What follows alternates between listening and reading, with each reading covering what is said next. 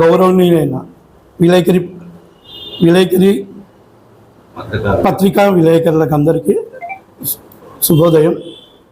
మేము కాపు కార్పొరేషన్ రుణాలు గురించి పెంపు గురించి ఈ నెల లాస్ట్ వరకు పెంపు జరగాలని కోరుతూ, గతంలో 30,000 ఇచ్చి సబ్సిడీ 3,500 వరకు 500 వట్టి 3,500 జరిగింది. అప్పుడు తెలియక మా వాళ్ళందరూ కూడా సబ్సిడీ 30,000తో చాలామంది మొత్తము అప్లికేషన్ చేసి తీసుకోవడం జరిగింది. వాళ్ళ పరిస్థితి 3,500 5,000 లోపలనే జరిగిపోయింది తీసుకోవడము. వాళ్ళకు మళ్ళా ఎలా న్యాయం జరుగుతుంది, మళ్ళా వాళ్ళ ఉపాధి అవకాశాలు ఎట్లా, వాళ్ళ రుణాలు ఎలా ఎప్పటి వరకు జరుగుతాయి, 10 ఏళ్ళు 12 ఏళ్ళ వరకు రుణం వచ్చేసి సబ్సిడీ 35,000 వచ్చిన దానికి 10,000 వరకు మళ్ళీ పెట్టుకునే దానికి అవకాశం లేదు అనే కింద ఉంది కడప ఎక్కడైనా కానీ. దాని గురించి తెలియజేయాలని ఇలాంటి తెలుపుతున్నాను మీడియా మిత్రులకు అందరికీ. కాపు కార్పొరేషను ఫస్ట్ 30,000, మళ్ళీ 50,000, మళ్ళీ 1,00,000, 2 లక్షల వరకు రుణాలు ఇవ్వడం జరిగింది. గతంలో ఎంతో సబ్సిడీ పడినా కూడా బ్యాంకు వాళ్ళు చాలా ఇబ్బందులు చేయడం జరిగింది. ఇప్పుడు కోఆపరేషన్ ఆ బ్యాంకులో కూడా రుణం పడింది, పోయి తిరిగినా కూడా ప్రభుత్వం మారినా కూడా ఆ రుణాలు అట్నే ఉండిపోయినాయి, రుణాలు రాలేదు. సౌకర్యం గత తెలుగుదేశం ప్రభుత్వంలో మాకు కాపు కార్పొరేషన్ అనేది పెట్టడం జరిగింది. దాంట్లో ఒక పద్ధతి ప్రణాళిక ప్రకారము లోన్లు జరగాలని మాకు ఈ ప్రొద్దుటూరుకు 100 ఇచ్చారు, 100. మేము 32% కాపు బలిజ తెలగ ఒంటరి వీళ్ళంతా ఉన్నాం మేము.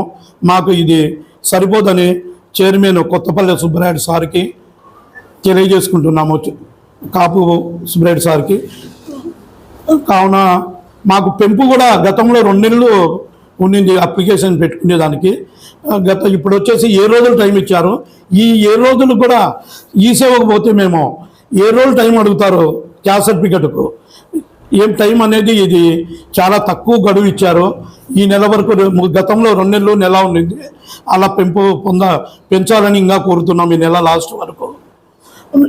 ఈ కొన్ని బ్యాంకులు చాలా ఇబ్బందులు పెట్టడం జరిగింది. నేను కాపు కార్పొరేషన్ స్టీరింగ్ కమిటీ మెంబర్గా పనిచేసినాను. చాలా బ్యాంకులు చాలా ఇబ్బందులు గురి చేసినారు.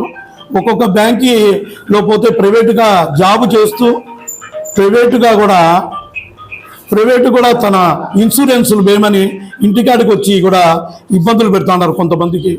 ఏదో వాళ్ళు ఇచ్చిన సబ్సిడీ 1,00,000 50,000 30,000 తీసుకుంటే వాళ్ళను ఇబ్బందులు పెడుతూ బ్యాంక్ మేనేజర్లు చాలా రకాలుగా గురి చేస్తున్నారు. దాన్ని కూడా మేము కలెక్టర్ దృష్టికి అప్పటికి వెళ్ళిపోయి మేము చెప్పాము. దీని గురించి అవగాహనకే 10 రోజులు పడుతుంది. మేము అవగాహన సదస్సులు పెట్టాము.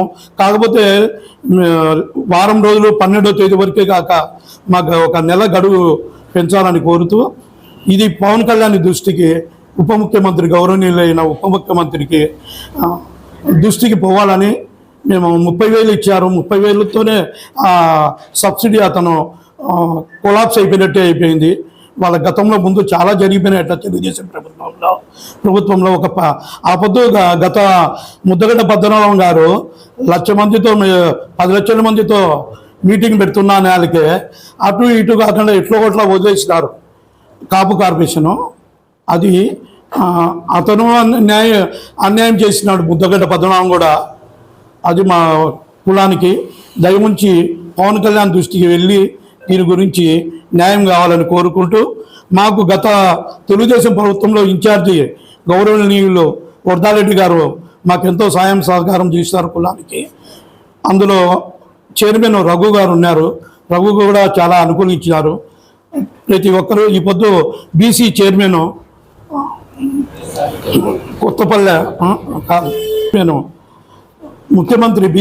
ముఖ్యమంత్రి గారు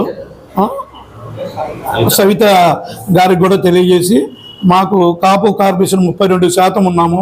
దీనికి కూడా తగినంత న్యాయం జరగాలని ఈ 100తోనే ముడిపెట్టకుండా మాకు పెంపు యూనిట్లు పెంచాలని కోరుతూ సెలవు తీసుకుంటున్నాం.